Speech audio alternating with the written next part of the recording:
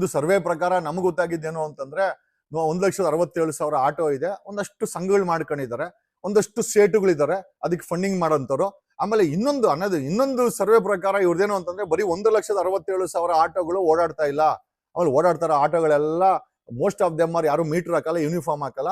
ಈ ನಮ್ಮ ಒಂದು ಸರ್ವೆ ಪ್ರಕಾರ ನಮಗೆ ಹೇಳಿರೋ ಮಾಹಿತಿ ಪ್ರಕಾರ 20 ಲಕ್ಷ ಆಟೋಗಳಿದೆ ಅಂತ. 500 ರೂಪಾಯಿ ಪ್ರತಿ ಆಟೋಗೂ ಹಫ್ತಾ ಹೋಗುತ್ತೆ ಅಂತ ಮಾಹಿತಿ ಇದೆ. ಈ ಹಫ್ತಾ 500 ರೂಪಾಯಿ ಹಫ್ತಾ ಇಂಟು 20 ಲಕ್ಷ ನೀವು ಲೆಕ್ಕ ಹಾಕೊಂಡ್ರೆ 100 ಕೋಟಿ ಆಗುತ್ತೆ. ಸೊ ನಮಗಿರೋ ಮಾಹಿತಿ ಪ್ರಕಾರ ಭ್ರಷ್ಟ ಟ್ರಾಫಿಕ್ ಡಿಪಾರ್ಟ್ಮೆಂಟ್, ಭ್ರಷ್ಟ ಆರ್ಟಿಗಳವರು ಇದನ್ನ ವಸೂಲಿ ಮಾಡ್ಕೊಂಡು ಇವ್ರನ್ನ ಮೆರಿಯಕ್ ಬಿಟ್ಟು, ವಸೂಲಿ ಮಾಡಕ್ ಬಿಟ್ಟು, ಜನರ ಹತ್ರ ಕಿತ್ತು ತಿನ್ನಕ್ ಬಿಟ್ಟು ಮೀಟರ್ ಹಾಕ್ದಿರ ಅಲೋ ಮಾಡಿದ್ದಾರೆ ಅಂತ ಒಂದು ಮಾಹಿತಿ ಇತ್ತು. ಈಗ ಅದು ಒಂದ್ ಮಟ್ಟದಲ್ಲಿ ಕಂಟ್ರೋಲ್ ಬರ್ತಾ ಇದೆ. ಸೊ ಎಲ್ಲೋ ಒಂದ್ ಕಡೆ ಈ 100 ಕೋಟಿ ಪ್ರತಿ ತಿಂಗಳು ಹೋಯ್ತಾ ಇತ್ತಲ್ಲ, ಅದಕ್ಕೆ ಕಲ್ಲು ಹಾಕಿದೀನಿ ಅಂತ ನಾನು ಅನಿಸ್ತಾ ಇದೆ. ಸೊ ಅದು ಕಲ್ಲು ಹಾಕಿದೆ, ನಿಂತೋಗಿದೆ. ಸೊ ಹಂಗಾಗಿ ಮೋಸ್ಟ್ಲಿ ಅವ್ರು ಅನ್ಕೊಂಡಿದ್ದಾರೆ ಜಗದೀಶ್ ಒಂದ್ 2 ದಿವಸ ಮಾತಾಡ್ತಾನೆ ಅಂತ. ಹೆಚ್ಚು ಕಮ್ಮಿ 20 ದಿವಸದಿಂದ ಮಾತಾಡ್ತಾ ಇದೀವಿ, ಅವ್ರ ಕೈಯಲ್ಲಿ ಕೆಲಸ ಮಾಡಿಸ್ತಾನೆ ಇದೀವಿ. ಸ್ವತಃ ರಾಮಲಿಂಗಾರೆಡ್ಡಿ ಅವರೇ ಮೀಟರ್ ಹಾಕಿಲ್ಲ ಅಂತಂದ್ರೆ ಪರ್ಮಿಟ್ ಕ್ಯಾನ್ಸಲ್ ಮಾಡಿ ಅಂತ ಅಫಿಷಿಯಲ್ ಆದೇಶನೇ ಮಾಡಿದ್ದಾರೆ. We thank for it. But ಆದೇಶ ಮಾಡೋದು ಇಂಪಾರ್ಟೆಂಟ್ ಅಲ್ಲ, ಎನ್ಫೋರ್ಸ್ಮೆಂಟ್ ಆಗ್ಬೇಕು. 20 ಲಕ್ಷ ಆಟೋದಲ್ಲಿ ನೀವು 250 ಆಟೋ ಸೀಸ್ ಮಾಡಿದ್ರೆ ಅವ್ರಿಗೇನು ಅದೇ ರೆಕ್ಕೆ ಮೇಲೆ ನೀರ್ ಹಾಕ್ದಂಗೆ ಅವರೇ ಹೇಳ್ಕೊಂಡು ಓಡಾಡ್ತಾರೆ. 2 ದಿವಸ ಅಷ್ಟೇ, ಆಮೇಲೆ ಅವ್ರು ನಿಂತು ಹೋಗುತ್ತೆ ಅಂತ ಆಟೋದವರೇ ಹೇಳ್ಕೊಂಡು ಗ್ರೂಪ್ಗಳೇ ಅಂದ್ರೆ ಇಷ್ಟು ದಿನ ಇವರು ಅನಧಿಕೃತ ಆಟೋಗಳನ್ನ ಓಡ್ತಾ ಇದ್ದಾರೆ. ಅದಕ್ಕೆ RTOಗಳ ಮುಂದೆ ಪರ್ಮಿಟ್ ರಿನ್ಯೂವಲ್ಗಳಿಗೆ, FC ರಿನ್ಯೂವಲ್ಗಳಿಗೆ ನಿಂತ್ಕೊಂಡಿರೋದೇ ಒಂದು ದೊಡ್ಡ ಎವಿಡೆನ್ಸ್ ಇದೆ. ಇವರು ಅಕ್ರಮ ಮಾಡ್ತಾ ಇದ್ದದನ್ನ ಇವರೇ ಪ್ರೂವ್ ಮಾಡ್ಕೊಂಡಿದ್ದಾರೆ. ಇಂಥ ಅಕ್ರಮ ಆಟೋಗಳಿಗೆ ಸಾರಿಗೆ ಸಚಿವರೇ ಆಗಿರ್ಬೋದು, ಕಾಂಗ್ರೆಸ್ ಸರ್ಕಾರನೇ ಆಗಿರ್ಬೋದು, ಜೊತೆಗೆ ನಿಂತ್ಕೊಳ್ಬಾರ್ದು. ಇವ್ರನ್ನ ಮಟ್ಟ ಹಾಕಬೇಕು.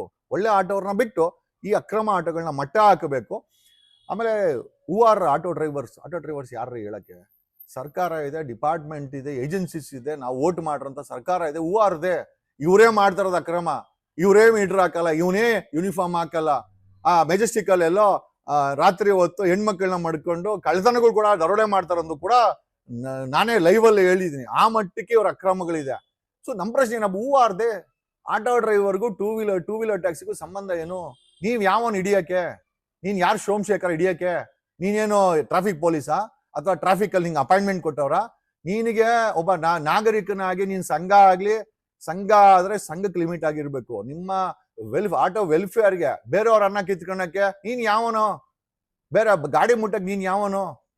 ಈಗ ನಾನೇನೋ ಬಂದು ನಿಮ್ ಆಟೋಗಳನ್ನ ಹಿಡಿದ್ನ ಕಳಿಸ್ದೆ, ಸಂಬಳ ಕೊಟ್ಟಿದೀವಿ, ಏನೋ ಟ್ರಾಫಿಕ್ ಅವ್ರಿಗೆ RTO ಅವ್ರಿಗೆ ಸಂಬಳ ಕೊಟ್ಟಿದೀವಿ, ಅವ್ರಿಗೆ ನಾವು ಬಿಟ್ಟಿದೀವಿ, ಅವ್ರು ನೋಡ್ಕಂತಾರೆ.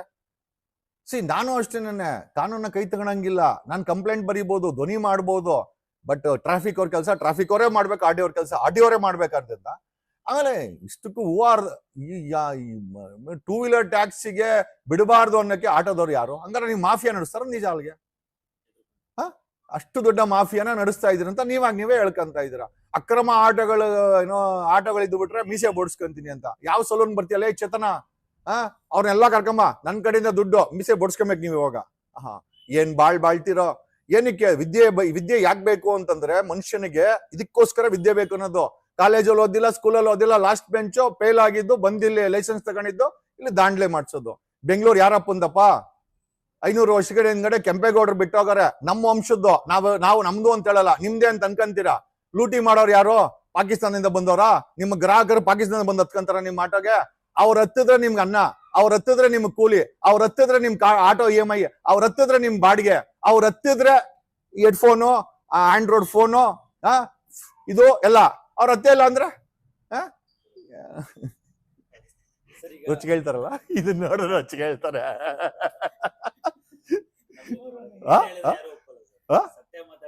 ಯಾಕೆ ಒಪ್ಕೊಂಡಿಲ್ಲ ಅಂದ್ರೆ ಒಪ್ಕೊಂಡಿರೋ ನನ್ನ ಇಷ್ಟು ನನ್ ಮಾತು ಕೇಳ್ತಾವ್ರ? ಸರ್ಕಾರ ನನ್ ಮಾತು ಕೇಳುತ್ತೆ ಅಂದ್ಮೇಲೆ ಇಂಡಿಯಾ ಅದೇ ಇದ್ ಬೇಕಲ್ವಾ? ಅಲ್ಲ ಕರೆಕ್ಟ್ ಅಲ್ವಾ? ಈಗ ಅವನ ಹತ್ತಿದ್ರೆ, ಈಗ ಗ್ರಾಹಕ ಹತ್ತದ ತಾನೆ ನಿನ್ನ ಆಟೋಗೆ ಪೆಟ್ರೋಲ್ ಹಾಕೋದು, ಗ್ಯಾಸ್ ಹಾಕೋದು ಅಲ್ವಾ? ಅವ್ರು ಗಾಡ ಅವ್ರಲ್ಲಂತೆ. ಇವ್ರು ಹೇಳೋದೇನು ಅಂತಂದ್ರೆ ಬೆಂಗಳೂರು ನಮ್ದು, ನಾವ್ ಸೇವೆ ಮಾಡೋರು, ನಮ್ಮಿಂದ ನೀವು ಅಂತಾರೆ. ಗಾಡ್ ಎಲ್ಲಿಂದ ಆಗುದು? ಅಲ್ಲ ಆಟೋ ಅವರಿಂದ ಈಗ ನಾನ್ ಮಾಡಿಸ್ದೆ, ಆಟೋಗಳನ್ನ ಹಿಡೀರಿ, ಸೀಸ್ ಮಾಡಿ, ಪರ್ಮಿಟ್ ಕ್ಯಾನ್ಸಲ್ ಮಾಡಿ ಅಂತ ಅದೇ ಅವ್ರ ಅಂಕಲ್ ಹೇಳಿ ನಾನು ಮಾಡಿಸಿದ್ದು. ಸೊ ಅದೇ ಅಂಕಲ್ ಹೇಳಿ ಒಂದು ಆದೇಶ ಮಾಡಿಸ್ಕೊಳ್ಳಿ ಅಂತ ನಾನು ಹೇಳ್ತಿದ್ದೆ. ಸರ್, ಈಗ ಕೆಲವರು ಗೊಂದಲ ಇರೋದೇನಂದ್ರೆ ಸಂವಿಧಾನದಲ್ಲಿ ವೈಟ್ ಬೋರ್ಡ್ ಅಲ್ಲಿ ಕಮರ್ಷಿಯಲ್ ಮಾಡಬಹುದಾ ಮಾಡಬಾರ್ದು? ಯಾಕಂದ್ರೆ ಕೇಂದ್ರ ಸರ್ಕಾರದಿಂದ ಮಾಡಬಹುದು ಅಂತ, ಇಲ್ಲಿ ಇನ್ನು ಇವರು ನಮ್ಮ ಸ್ಟೇಟ್ ಗೌರ್ಮೆಂಟ್ ಅವರು ಇದಕ್ಕೆ ಯಾವುದೇ ರೀತಿ ಇದೆಯಾ ಸರ್? ಸರಿ ಸರಿ, ಇದು ನೋಡಿ, ನಮ್ಮ ದೇಶದ ಸೋಷಿಯಲಿಟಿಕ್ ಡೆಮೋಕ್ರಾಟಿಕ್ ಅಂತ ಹೇಳ್ತಾರೆ. ಸೋಷಿಯಲಿಟಿಕ್ ಅಂತಂದ್ರೆ ಸಮಾಜಕ್ಕೋಸ್ಕರ ಅಂತ. ಈಗ ಸಮಾಜಕ್ಕೋಸ್ಕರ ಸರ್ಕಾರ ಏನು ಬೇಕಾದ್ರೆ ವೆಲ್ಫೇರ್ ಮಾಡೋ ಅಂತ ಶಕ್ತಿ ಇದೆ.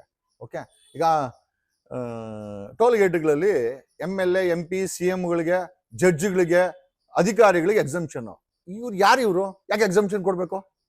ಅವರು ನಮ್ಮ ತರ ಕಟ್ಲಿ, ಬೇಡ ಅಂದ್ರೆ ಯಾರು? ವೈ ಎಕ್ಸಂಪ್ಷನ್ ಅಂತಂದ್ರೆ ಎಸ್, ಅವರು ಸಾರ್ವಜನಿಕ ಕೆಲಸ ಮಾಡ್ತಾ ಇದ್ದಾರೆ, ಹಂಗಾಗಿ ಎಲ್ಲೆಲ್ಲಿ ಓಡಾಡ್ಬೇಕಾಗತ್ತೆ, ಒಂದು ಎಕ್ಸಂಪ್ಷನ್ ಕೊಟ್ಟಿದ್ದಾರೆ. ಸೊ ಅದೇ ರೀತಿಯಲ್ಲೇನೆ ಕಮರ್ಷಿಯಲ್ ಇರ್ಬೇಕು, ಎಲ್ಲಾದ್ರಲ್ಲೂ ಟ್ಯಾಕ್ಸ್ ಬರುತ್ತೆ ಸರ್ಕಾರಕ್ಕೆ, ಬಟ್ ಎಲ್ಲಾದ್ರಲ್ಲೂ ದುಡ್ಡು ಮಾಡ್ಬೇಕು ಅಂತಂದ್ರೆ ವೆಲ್ಫೇರ್ ಅಂತ ಏನಾದ್ರು ಇರ್ಬೇಕಲ್ವಾ? ಇಲ್ಲ ಈ ಮಕ್ಕಳು ಈಗ ಎಲ್ಲಾರು ಕೂಡ ಕುಮಾರಸ್ವಾಮಿ ಮಗ ನಿಖಿಲ್ ತರ ಅದೃಷ್ಟವಂತರ, ಬೊಮ್ಮಾಯಿ ಮಗನ್ ತರ ಅದೃಷ್ಟವಂತರ, ಸಿದ್ದರಾಮಯ್ಯನ ಮಗ ಯತೀಂದ್ರ ತರ ಅದೃಷ್ಟವಂತರ, ಯಡಿಯೂರಪ್ಪನ ಮಗನ್ ತರ ಅದೃಷ್ಟವಂತರ, ಖರ್ಗೆ ಮಗ ಪ್ರಿಯಾಂಕ ಅದೃಷ್ಟವಂತರ, ಬಡವ್ರ ಮನೆ ಊಟ ಮಕ್ಕಳು, ಅವರೇ ದುಡ್ಕೊಬೇಕು, ಅವರೇ ಕಾಲೇಜ್ ಫೀಸ್ ಕಟ್ಟಬೇಕು, ಅವರೇ ಉದ್ಯೋಗ ಉಣಿಸ್ಕೊಬೇಕು, ಅವ್ರ ಓದಿಗೆ ಅವರೇ ಫಂಡಿಂಗ್ ಮಾಡ್ಕೊಬೇಕು, ಮಿಕ್ಕದ್ರ ಅಪ್ಪ ಅಮ್ಮನೂ ಕೂಡ ಕಳಿಸ್ಬೇಕು, ಯಾಕಂದ್ರೆ ಅವ್ರು ಸಾಲ ಮಾಡ್ಕೊಂಡು ಅಲ್ಲಿ ಕೃಷಿ ಮಾಡ್ತಾ ಇರ್ತಾರೆ. ಇಂಥ ಪರಿಸ್ಥಿತಿಲಿ ತಂದಿಟ್ಬಿಟ್ಟು ಬೆಲೆ ಏರಿಕೆ ಮಾಡ್ಬಿಟ್ಟು ಯಾರೋ ದುಡ್ಕೊಂಡ್ ತಿಂತಾರೆ ಅಂದ್ರೆ, ಈಗ ನನ್ನ ಪ್ರಕಾರ ಒಂದು 6-7 ಲಕ್ಷ ಜನ ವೈಟ್ ಬೋರ್ಡಲ್ಲಿ ಓಡಿಸ್ತಾರೆ. ಏನ್ crime? What is a crime? You tell me. ಅದನ್ನ ಏನ್ ಕ್ರೈಮ್ ಇದೆ? ಅವರು ಇನ್ಶೂರೆನ್ಸ್ ಕಟ್ತಾರೆ, ವರ್ಷ 2 ವೀಲರ್ ಇನ್ಶೂರೆನ್ಸ್ ಕಟ್ತಾರೆ. ಗಾಡಿ ಒಂದ್ಸತಿ ಗಾಡಿ ಕೊಟ್ರೆ ನಿಮ್ಗೆ ಅದಕ್ಕೂ ಕೂಡ ಫಿಟ್ನೆಸ್ ಸರ್ಟಿಫಿಕೇಟ್ ಇರ್ತದೆ, RC ಬುಕ್ ಇರ್ತದೆ, ನಿಮ್ಗೆ DL ಇರ್ತದೆ. ಬೋರ್ಡ್ ಒಂದು ಬಿಟ್ರೆ, ಎಲ್ಲೋ ಬೋರ್ಡ್ ಬಿಟ್ರೆ ಆಯ್ತಪ್ಪ, ಎಲ್ಲೋ ಬೋರ್ಡ್ ನಿಮ್ಗೆ ಆಟೋ ಕೊಟ್ಟವ್ರಲ್ಲ, ಎಷ್ಟು ಲಕ್ಷ ಆಟೋ ಎಲ್ಲೋ ಬೋರ್ಡ್ ಹಾಕೊಂಡು ಅನಧಿಕೃತವಾಗಿ ಡಾಕ್ಯುಮೆಂಟ್ ರಿನ್ಯೂ ಮಾಡಿದಿರ, ಪರ್ಮಿಟ್ ಇಲ್ದಿರ ಲಕ್ಷ ಆಟೋಗಳು ರಿನ್ಯೂ ಆಗಿ ನಿಂತ್ಕೊಂಡಿದ್ದೀರಾ. ಯಾವ ನೈತಿಕತೆ ಇದೆ ಇವ್ರು ಕೇಳಕ್ಕೆ? ಇವರೇ ಮಾಡ್ತಾರೋ ಅನಧಿಕೃತ ಅಂತ ಇವರೇ ಗೊತ್ತಿದೆ. ಬೈಕ್ ಟ್ಯಾಕ್ಸಿ ಬಗ್ಗೆ ಮಾತಾಡಕ್ಕೆ ಆಟೋದವ್ರು ಯಾರು? ನೀವು ನಿಮ್ಮ ಅಂಡನ್ನ ತೊಳ್ಕೊಳ್ಬೇಕು. ಬೇರೆಯವ್ರ ಅಂಡು ವಾಸನೆ ಅಂತಂದ್ರೆ ನಿಮ್ಮ ಅಂಡು ನೀವು ನೋಡ್ಕೊಳ್ಳಿ. ಈಗ ಅನಧಿಕೃತ ಮಾಫಿಯಾ ಮಾಡ್ಕೊಂಡಿದ್ದಾರೆ. ನನ್ಗನ್ಸುತ್ತೆ ಈ ಸಂಘಗಳು ಅಷ್ಟೇ, ಇವನು ಸೋಮಶೇಖರ, ಅವ್ನು ಯಾರು ರಘು ಅಂತೆ, ಇವ್ರುಗಳಿಗೆ ಸೇಟುಗಳಿಗೆ ಏನ್ ಸಂಬಂಧ? ಈ ಸೇಟುಗಳಿಗೆ ಈಗ ಲೆಕ್ಕ ಹಾಕಳಿ, ಏನು ಬೇಡ, ನನ್ನ ಪ್ರಕಾರ 20 ಲಕ್ಷ ಆಟೋ ಇಲ್ಲೇ ಕ್ಯಾಲ್ಕುಲೇಟ್ ಮಾಡ್ಬಿಡೋಣ. ನಂದು 49,000 ರೂಪಾಯಿ ಬಿಟ್ರೆ 49,000 ಮೇಲೆ ನಿಮ್ಗೆ ಏನೋ ಯು ಕಾಂಟ್ ಯೂಸ್ ಕ್ಯಾಶ್. ಈ ಆಟೋದವ್ರಿಗೆ ಫಂಡಿಂಗ್ ಆಗೋದೆಲ್ಲ ನನಗೆ ಯಾರೋ ಹೇಳಿದ್ದು ಎಂಟೈರ್ ಕ್ಯಾಶ್. ಅವ್ರೇನ್ ಬ್ಯಾಂಕ್ ಅಲ್ಲ ಸೇಟುಗಳು. 10,000, 10,000 lac, 10 lac, 20 lakh auto into ಒಂದು ಆಟೋ ಬೆಲೆ 3.5 ಲಕ್ಷ ಇಲ್ವಾ? ಆಯ್ತು, 3.5 ಲಕ್ಷನೇ ಇಟ್ಕೊಳ್ಳೋಣ. 3 ಲಕ್ಷ 35,000, 3,50,000 ಎಷ್ಟಾಯ್ತು sir? Unit 10, 100, 1,000, 10,000 lac, 10 lac crore, 10 crore, 100 crore, 1,000 crore, 70,000 ಕೋಟಿ.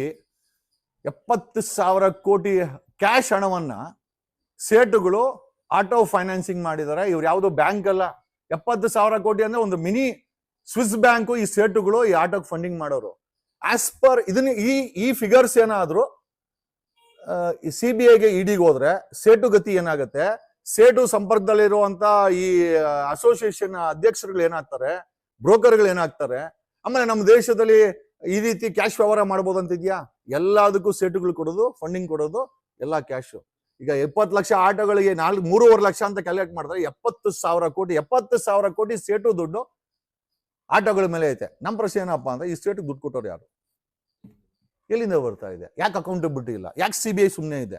ಯಾಕೆ ED ಸುಮ್ಮನೆ ಇದೆ? ನಾವ್ ಯಾಕೆ ಇವ್ರನ್ನ ವಿಚಾರಣೆ ಮಾಡ್ಬೋದು? ಇವ್ರೇನಾದ್ರು ಕೋಆಪರೇಟಿವ್ ಬ್ಯಾಂಕಾ? ಸೇಟುಗಳು ಕೋಆಪರೇಟಿವ್ ಬ್ಯಾಂಕಾ? ಸೇಟು ಫೈನಾನ್ಸ್ ಅಂತ ಇವರೇ ಹೇಳ್ಕೊಂತಾರೆ. 49,000 ಮೇಲೆ ಕ್ಯಾಶ್ ಬಂತು ಅಂದ್ರೆ prevention of money laundering act ಅಲ್ಲಿ ಇವರೆಲ್ಲರನ್ನೂ ಹೊರಡೆ ಹಾಕ್ಬೋದು. ಸೇಟುಗಳನ್ನ, ಈ ಸಂಘದವ್ರನ್ನ, ಈ ತರ ಈ ಸೇಟುಗಳ ಹತ್ರ. ಆಮೇಲೆ ಸೇಟು ಗಾಡಿ ಕೊಟ್ರೆ ಪರ್ಮಿಟ್ ಯಾಕೆ ಕೊಡ್ಸಲ್ಲ ಅವನು? ಪರ್ಮಿಟ್ ಯಾಕೆ ಅಂದ್ರೆ ಒಂದು ಲಿಮಿಟ್ ಅಂತ ಇವರು ಯಾರೋ RTO ಅವರು ಒಂದು ಪರ್ಮಿಟ್ ಅನ್ನ ಒಂದು ಲಿಮಿಟ್ ಅಂತ ಫಿಕ್ಸ್ ಮಾಡಿದರೆ, ನೀವು ಆ ಲಿಮಿಟ್ ಮೀರಿ ಗಾಡಿಗಳನ್ನ ತಗೊಂಡು ಬೋಗಸ್ ಪರ್ಮಿಟ್ಗಳನ್ನ ಹಾಕೊಂಡು ನೀವು ಯಾವುದೇ ರಿನ್ಯೂವಲ್ ಇನ್ಶೂರೆನ್ಸ್ ಕಟ್ತೀರಾ, DL ಇಡ್ತೀರಾ, ಮಾಡ್ತಾ ಇದಾರೆ ಸರ್. ಇವರು ಮಾಡ್ತಾ ಇರೋದು ಇದೊಂದು ದೊಡ್ಡ ಮಾಫಿಯಾ. ನಾನು ಕೈ ಇಡೋವರೆಗೂ ನನಗೂ ಗೊತ್ತಿರ್ಲಿಲ್ಲ. ಕೈ ಇಟ್ಟ ಮೇಲೆ ಇದು ಎಲ್ಲೆಲ್ಲೋ ಹೊಟ್ಟೋಗೈತೆ ಬುಡ.